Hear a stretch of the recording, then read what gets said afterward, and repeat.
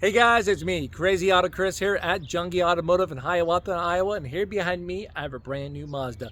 This video is for those who are having a hard time getting into their vehicle because the car battery is dead or maybe the key fob battery is dead as well. So when you hit the unlock button, stuff like that, you cannot get into the vehicle. But wouldn't it be nice if there's a way just in case that event happens, you can?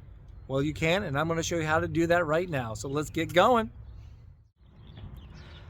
All right, so the first step you want to do is grab your key fob.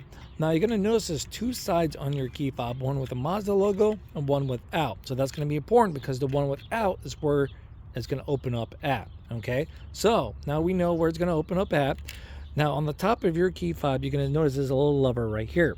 You want to pull that down and slide this forward. It goes off a little bit, right?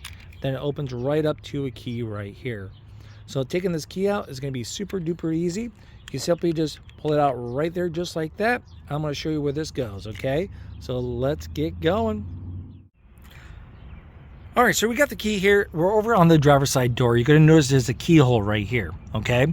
So the door is all locked. You simply grab the key, you put it right in, and then you turn it. The door unlocks. Now you have access to get to the stuff that's in the vehicle. But you know, the back doors won't open either. So unfortunately, what you're gonna have to do is you're gonna get back here the old school way, as you guys can see, and then just manually move the lock from there. So there we go. So now you guys know how to access your vehicle just in case you have stuff in there.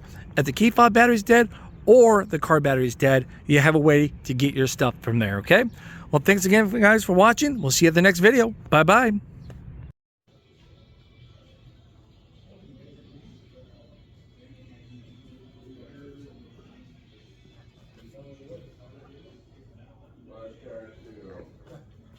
So